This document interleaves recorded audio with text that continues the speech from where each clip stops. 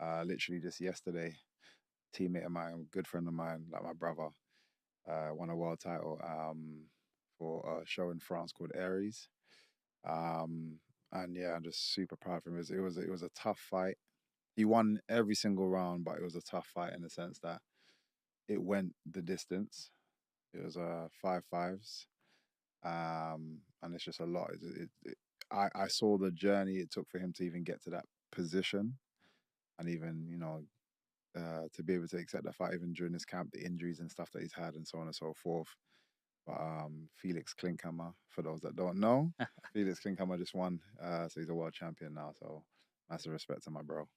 Wow, man, you seem like really happy about that. Yeah, yeah, yeah. Nah, I always say the game, although it looks like it's an individual thing, it's only individual for that last 100-meter sprint, shall I say. Mm. The whole journey to get into that cage takes a whole team, and it's not just the coaches; it's the teammates as well. And he's one of my teammates that helped me massively every single day. I see him more than most of my family, and that's why I call these guys my brothers and sisters because I'm with them every day. And like I said, they helped me get to uh, that. Every fight that I have to go and step into. I wouldn't be able to do it without these people. So again, seeing them also achieving their goals and succeeding and moving forward as well. And knowing I was a part of that journey Mhm. was nice. So yeah, it was really it was a pleasure being in his corner for this fight. And I kind of okay, we always help each other. Somebody will always go. One of our teammates will always go with because sometimes the coaches are stretched. Yeah. So one of the teammates will always go with to make sure that they're making weight and so on and so forth. And I had the privilege of doing that this time. Yeah. And yeah, man, just everything went according to plan. And then he went out there and did the job. So yeah, I'm just buzzing for him. Looks like you do a lot of this for the love of it. Could you see yourself in the future become a coach or something? The thing is, I've gone down the coaching path already, and as I do enjoy it, like I massively enjoy it. But that was also an obstruction to my journey. Right. Weirdly enough. So as much as I do enjoy it, and I'm still in touch with a lot of my students now, still like even if some of the guys are not even training, I'm still like checking in on them or go and visit them here and there just to make sure that they're good. Um, it takes a lot. Like I always have much respect for coaches. It takes a lot if you really care about your students. It takes a lot out of a coach. Yeah, and actually, one of the another one of my deterrents, maybe from going back, I may do, but maybe from going back is actually parents. They can be some of the most difficult and biggest obstruction for their own child progressing in any field. Is that because they're overprotective?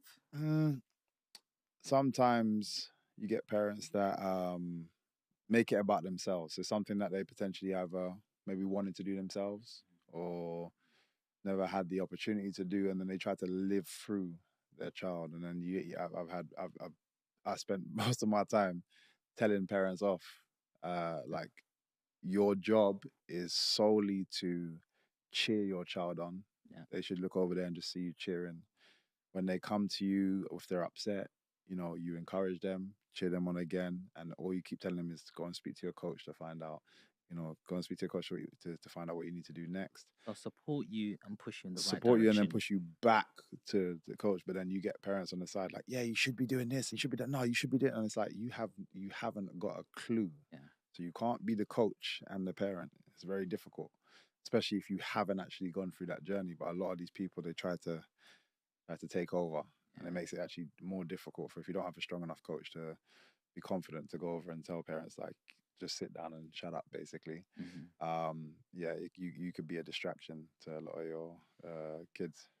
Do you see, because UFC, like, and fighting in general looks like a sport that you're just by yourself in the ring. You say there's a whole support system, there's a family system behind it. Are there certain fighters who have certain attitudes as well, who don't want to play the team game, and it's like, I'm in this alone, don't need your help. Yeah, it's your job to come in and help spar me or something, and that's it. I don't want a relationship. Do you have fighters do that as well? So I'm fortunate to be in a gym that the biggest ego in our gym is our coach. So anybody that's coming with a bad attitude, it quickly, very quickly gets dispelled. So I'm fortunate enough to say that I'm not part of a gym that has any, like, none of my teammates have that kind of attitude. And for those that like kind of showed a bit of that attitude, didn't last long. They left the gym. So I'm fortunate, but I have heard stories, Yeah. you know, in other gyms and so on and so forth. But everyone's individual. Like whatever it is, whatever traumas that they've had that have got them, you know, in this direction, it's still gonna play a part. Um, and like I say, this is why coaches are so important to manage. And I find, weird enough, from my experience, the people that give off that energy or that aura tend to be the boxers I've come across. And I just find it's a very different game. And I think it's because there's so much money in that game. And a lot of the guys that bring you up to that level, your amateur coaches can't take you on as a pro. So you've got like almost like a father figure from your amateur days moving up to your professional. When you become professional, that father figure disappears. And now you hire people to then keep you going. And I find if you have a coach that is dependent on the finance that you're going to provide, they're not going to tell you, or they very rarely are going to tell you what you need to hear sometimes, especially the bigger you get in the game. Yeah. You get people that just end up with a lot of yes men around them. One of the people that I'm most scared of is my coach. So, and he doesn't care about the money that I can make. He's good. He's set up, and he does it because he's passionate about it. Which means if it comes to a decision that I'm wanting to make, and it's my ego that's getting in the way, yeah, I want to make this decision. He's like, I'm not. We're not backing that. That's not happening. And he'll tell me the honest truth. And at the high level, that's what you need. So I find those type of fighters will eventually come undone at the top game if you don't have somebody around you that can, you know, put you back on track. Yeah, you need someone to keep you in check 100%. because Yeah, you yeah. quickly think you're bigger than the coach. Yeah. Then the industry humbles you. Oh, 100%. So yeah, it's again each to their own, and I'm sure people can make it in however, but I say 9 times out of 10, it has to be done with somebody that's got your back, and I can 100. tell you exactly what you need to hear. Nice. Mike, last time you came was last May 2023. Mm-hmm. A lot's happened since then. Yeah. At that stage, you was transitioning from Bellator. Talk to us. What's been going on? Yeah, like you said, a lot's happened. I'm trying to think where to start. Ask me. I'm terrible with all that kind of stuff, so I'm trying to think. So the fights between then and now and the likes are literally last 12 to 14 months. Yeah, so my Mike, bare knuckle would be involved in that now. Mike Perry. Yeah, so the bare knuckle's involved in that. What made that one happen? So weird enough, I had a fight that unfortunately I lost. It was a tough fight. Very tough. Stylistically. But I'm talking about the fight before the bare knuckle fight.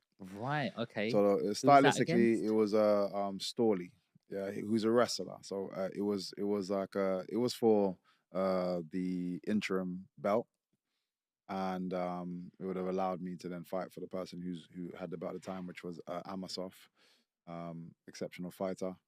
And again, it was just a bit of a bore in the sense that he came in, and I find it a lot with my style and the way, you know, the attributes that I have. People sometimes come in to survive the fight, not win the fight. Yeah. Obviously, with that, with doing that, they can win the fight in terms of like the judges will award them the decision, but they didn't come in here to actually beat me up. And I feel like if you're in a combat sport, the main aim of the game, obviously, if you get two talented fighters and it goes the distance because they're talented but they're both trying to go at each other, but it goes distance, that's where the judges should come in. But you shouldn't go in there saying I'm going to make it a judge decision, if you know what I mean. And I find a lot of people, because of my style, get so worried that they even the way they grab me on the ground is like they don't want to let go. They don't want to do anything. Like even one thing I found about like the likes of like Khabib, exceptional ground game, and everyone loved him for it. But he would take you down and then try to inflict damage and try to Yeah. stop you and try to submit you, try to hit you. Like that, he was like, I'm trying to beat you up, Mhm. which is part of the game. Whereas then you got